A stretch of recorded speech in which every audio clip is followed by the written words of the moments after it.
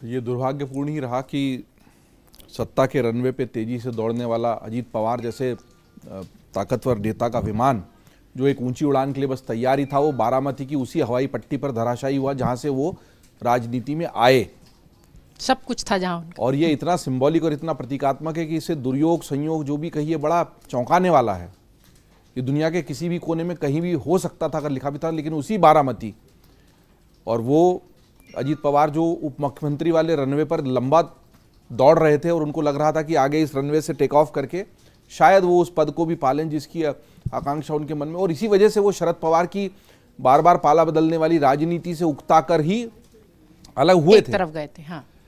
अब जो स्थिति पनपी है उसमें जितना लंबा रनवे अजीत पवार के पास था उतना शरद पवार के पास नहीं है।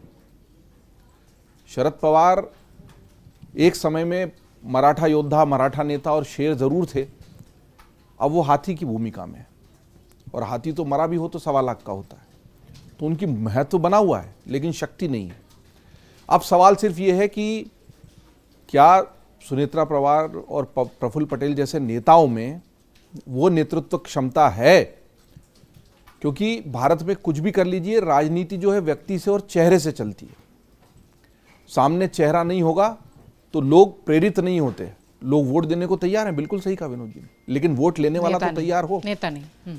तो वो जगह जो एनडीए बन जाने के बाद भी, हिंदू वोट बैंक के कंसोलिडेशन के बाद भी खाली है, उस जगह को भरने वाला कोई चाहिए। और अजीत पवार को ये जगह समझ में आती थी, लेकिन शरद पवार को एक अलग तरह की अवसरवादी राजनीति लुभा रही थी।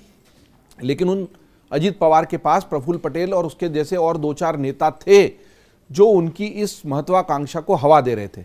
जैसे संजय राउत ने उद्धव ठाकरे की महत्वाकांक्षा को हवा दी कि इनके साथ मत चिपके रहो, भले ही कांग्रेस के साथ बनाओ पर मुख्यमंत्री तो बन ही जाओगे। तो ऐसा संजय राउत, ऐसा प्रफुल्ल पटेल हर एक को चाहिए।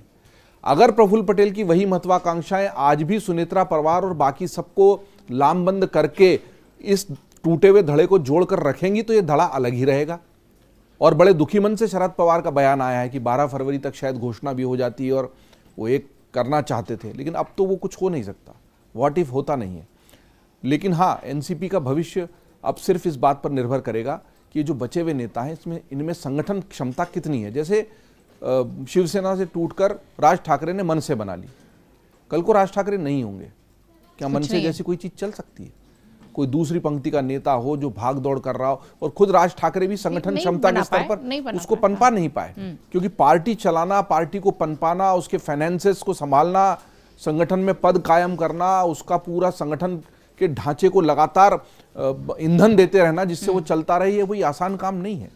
तो वो अब परीक्षा तो ये है कि संगठन क्षमता बचे हुए नेताओं में कितनी है। और जो लोग अजीत पवार को उस महत्वाकांक्षा का वो दिखाकर, सब्जबाग दिखाकर वहां से निकाल कर ले गए थे, और वो हुआ भी, उनको मिला पावर वापस, वो लोग अपनी उस महत्वाकांक्षा को किस हद तक ले जाएंगे, संगठन को क्या अपने स्वयं के अस्तित्व पर जिंदा रख पाएंगे, या तो फिर वो तो परिणति है ही कि दोनों धड़े मिलेंगे, और दोनों धड़े मिलने के बाद वो एनडीए के साथ मिलेंगे कि नहीं, ये बड़ा सवाल है। लेकिन ये बिल्कुल ठीक बात आई कि देवेंद्र फडणवीस ऐसा कभी नहीं चाहेंगे। इसमें देवेंद्र फडणवीस की राजनीति को दिक्कत होती है, और इसीलिए शायद आनंद फानन में ये वापिस शपथ ग्रहण वाला पूरा मामला करवा दिया।